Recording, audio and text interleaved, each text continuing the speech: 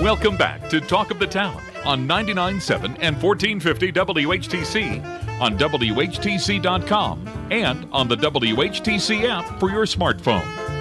Once again, here's your host, Gary Stevens. Welcome back to Talk of the Town for this Tuesday, December 26th. Now, normally on the fourth Friday of the month in our 10:30 segment, we update you on things going on at Evergreen Commons. But because we were not with you this past Friday, we are very pleased that Mark DeWitt, the Chief Advancement Officer for Evergreen Commons, has graciously agreed to show up on this Tuesday, Boxing Day, to talk a little bit about what's going on at Evergreen Commons in the month of January. He's on the other side of our table this morning. Mark, good morning. Well, thank you, Gary. Happy Boxing Day to you. As soon as I get you the right thing, be able to have people say hello. Whenever you have a 3-day weekend, things go a little kablooey.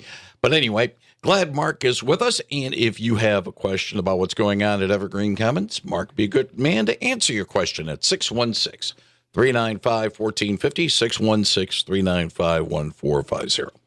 Before we go into things going on in the month of January and some changes that you'll be able to explain to us, Mark, let's do a little more of a short-term look. What's the schedule for hours at Evergreen Commons between now and next Tuesday as the holiday ends?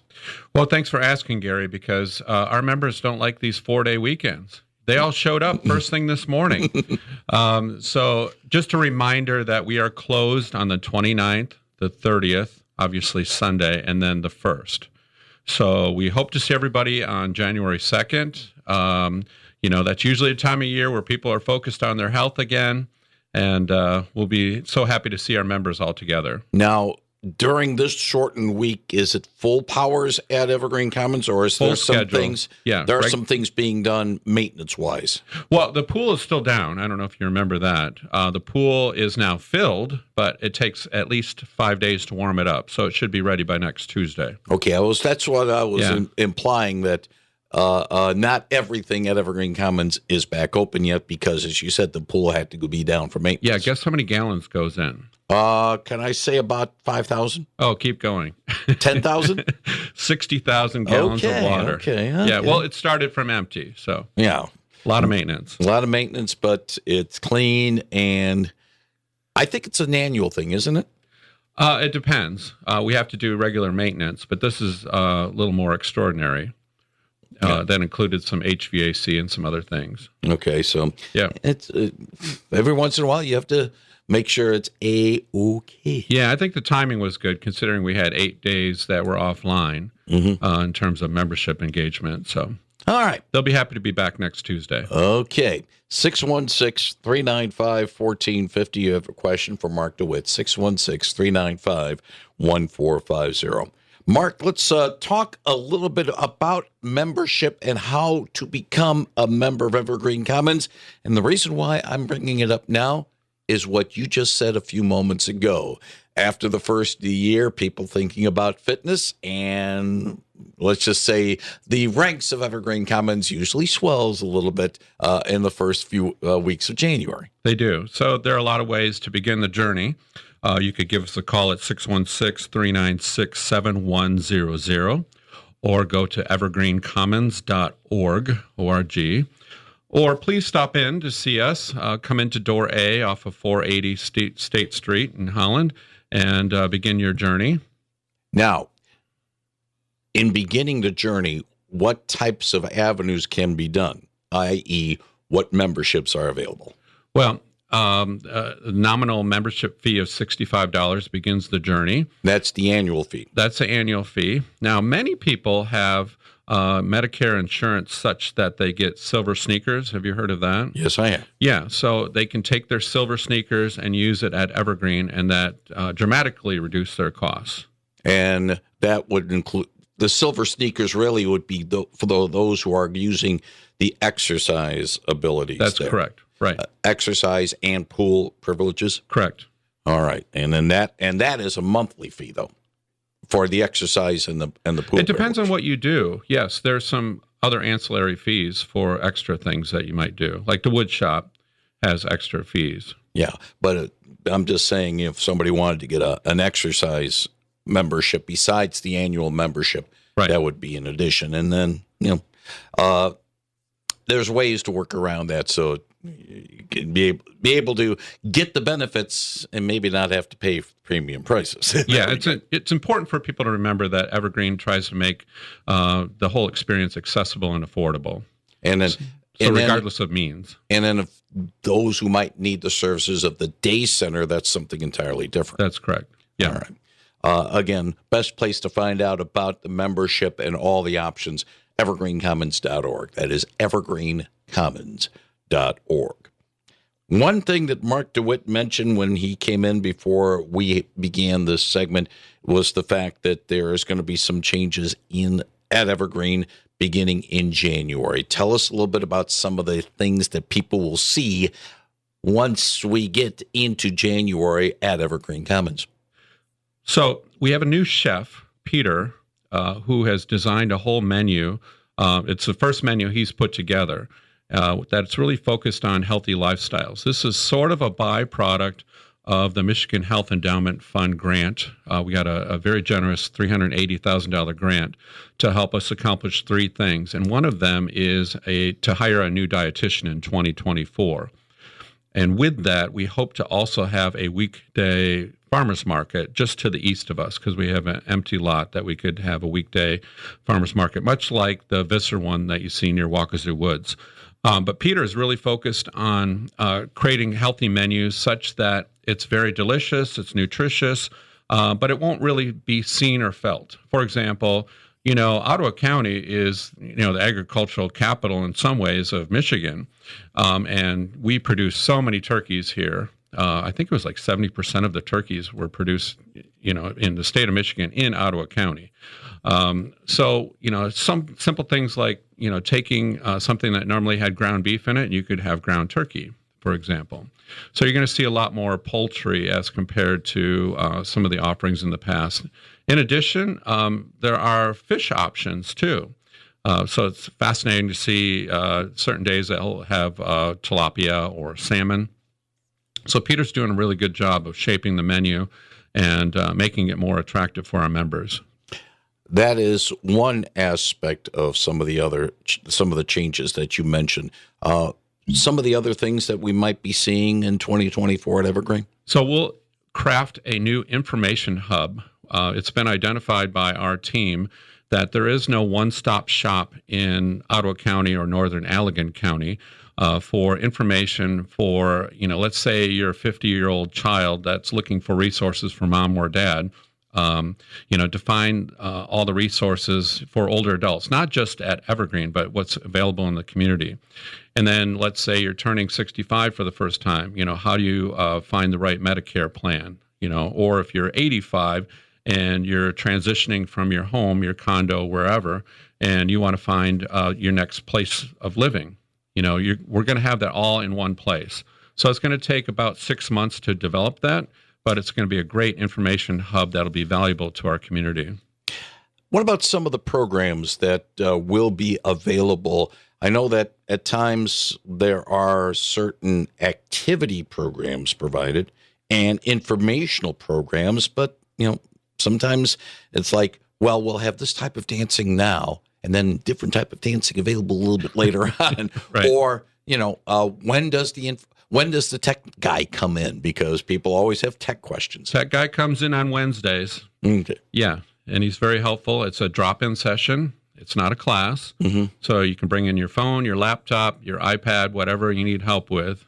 You have a little bug on your computer. Mm-hmm. Yeah, and get rid of those things. But the other thing, though, is, dance classes and crafting classes along those lines. They'll be rotating around, right? Absolutely. I encourage you, if you're not already on the subscriber list, to receive fresh air. You can get that online at evergreencommons.org. It's very comprehensive. It shows all of the classes, all the things that are offered.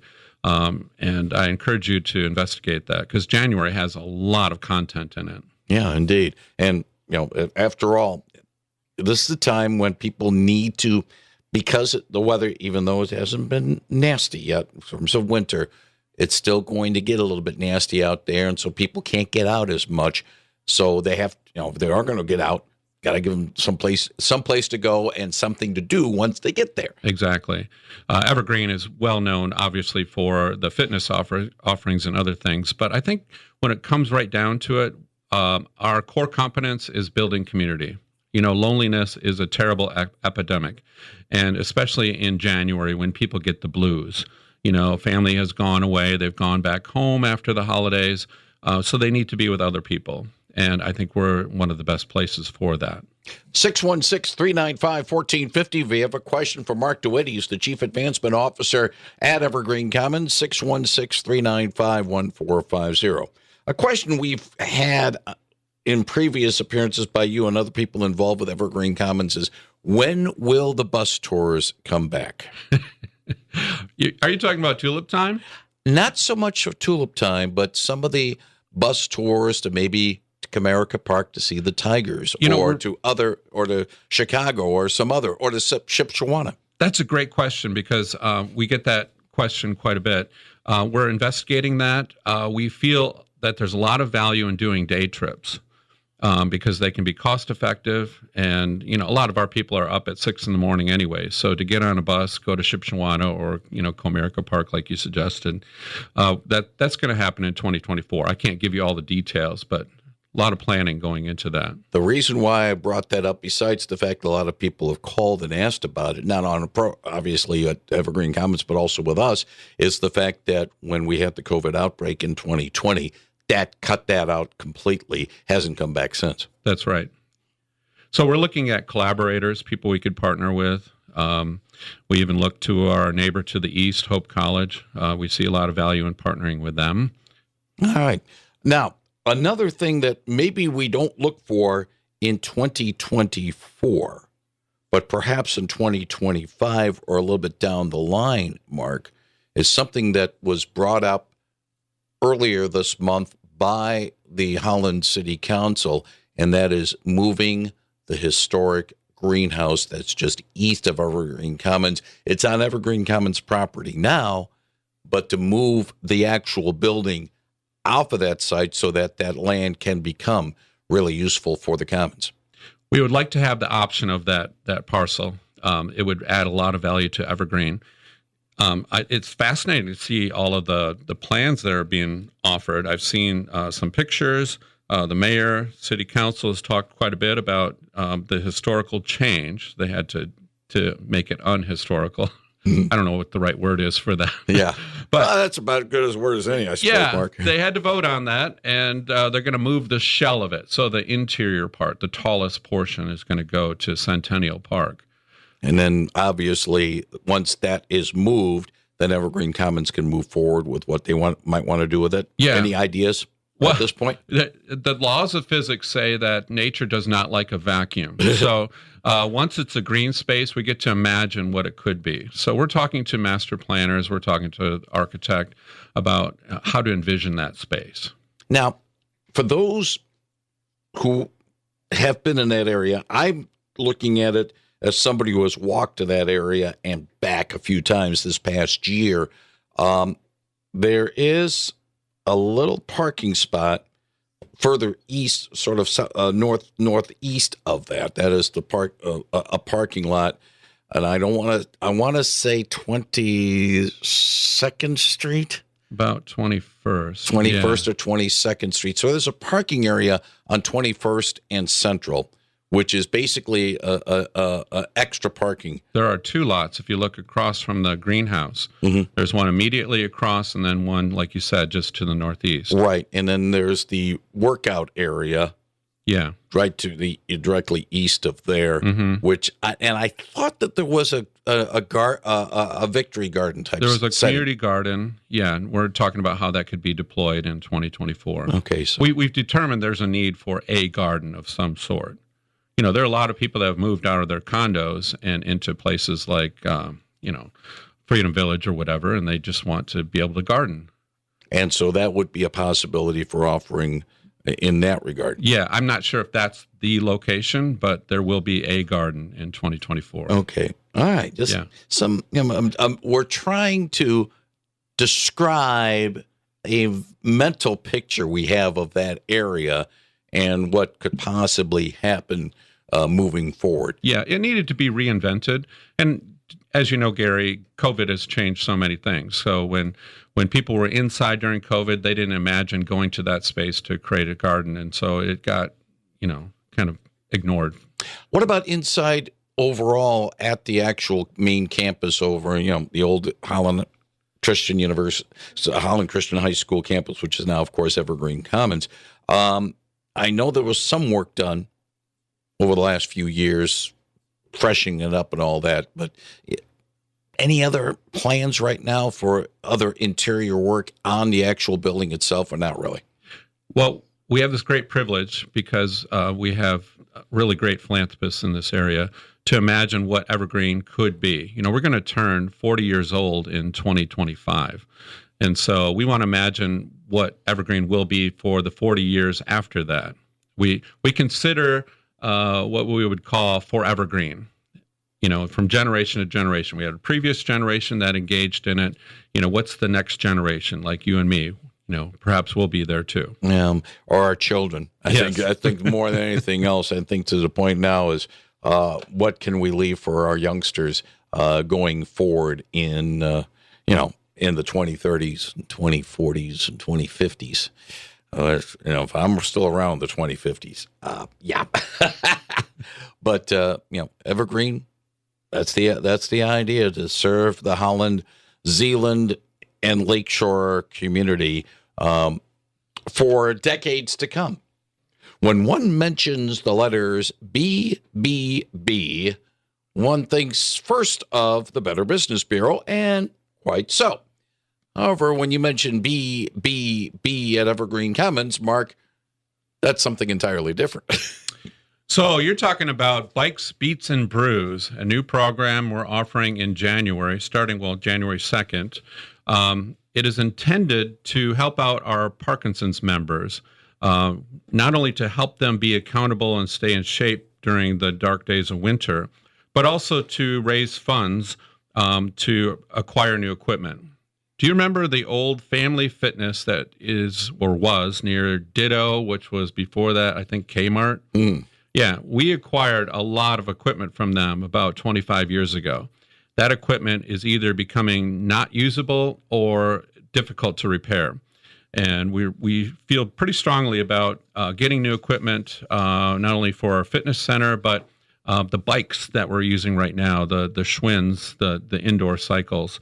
We really need to replace those because we feel that it'll create for a better workout, and it creates for better accountability for each of the cyclists, because you'd be able to use an app to log into your cycle that you're sitting on and say, hey, Tom, you did X amount of spins last week. Let's amp it up a little bit. Let's try a few more RPMs and try to increase our mileage. But anyways, Bike Beats and Brews, January 2nd. You'll use Strava, or you can track your miles manually and go all the way through early April. And we'll have a culminating event on April 11 for 2 hours. So it'll be an indoor ride. We were inspired in part by the ride that Livestrong used to do at Ridge Point, that they would do a 24-hour ride. We're not doing that.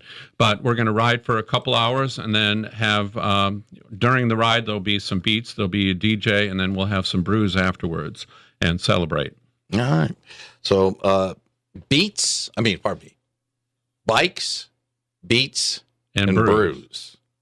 And that will be starting next month, right? Yeah, it'll be fun. All right. So it's pretty easy to sign up. Go to evergreencommons.org, and you can get registered. It's a low pain point, and then start tracking your miles and consider a gift. All right. And it would, it's more than helping one way. Right. And anybody of any age can do it. It's not just for members. All right. Looking at the fresh air for January, through last month, 843 new members at Evergreen Commons. Pretty impressive, yeah. And 60 new participants, 86 new caregivers through the Day Center of Evergreen. And we always need volunteers. Talk a little bit about what volunteering is about and how people can help. So volunteering comes from a place of joy. If you need to get out and be with people, it's a great opportunity, whether to serve in the kitchen or to serve at entry points, you serve in the fitness center, serve at the pool. There's a lot of ways to serve. But we find so many people that come in because they feel like, well, this is my place. This gives me joy.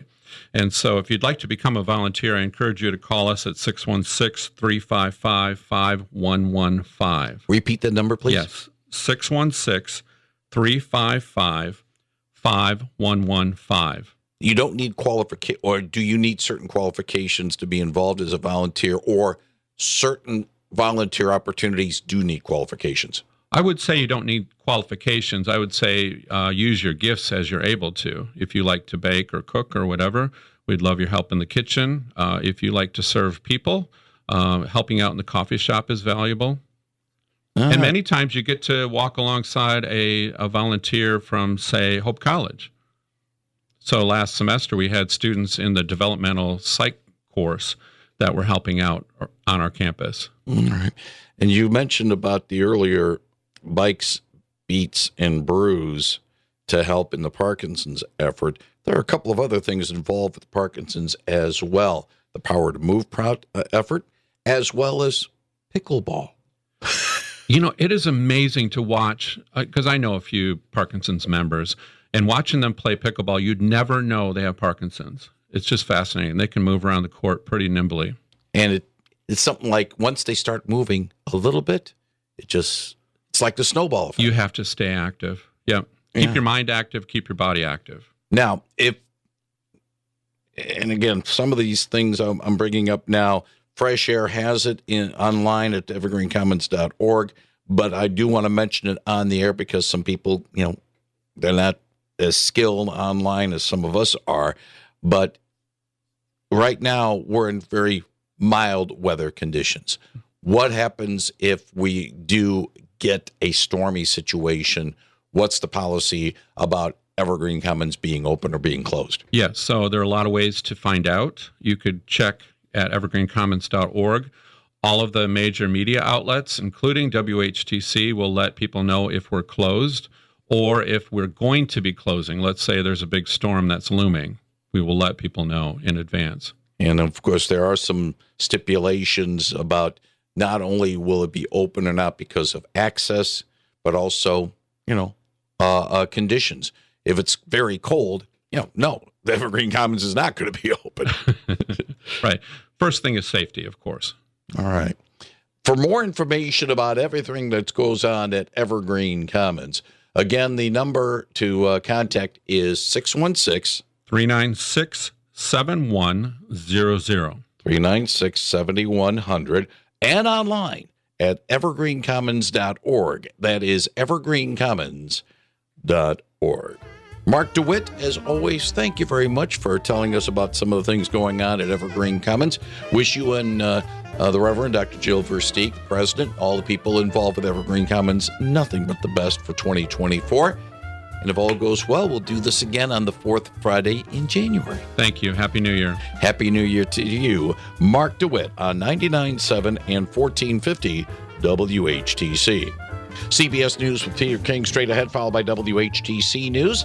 And then we'll have the Master Gardener, Jan Musin, join us with the Yard and Garden Hour. She is with the Brine Seed, Washington and Elm, downtown Zeeland. You can ask her questions about how to do things indoors in this wintry type of weather. 616-395-1450 on 99.7 and 1450 WHTC.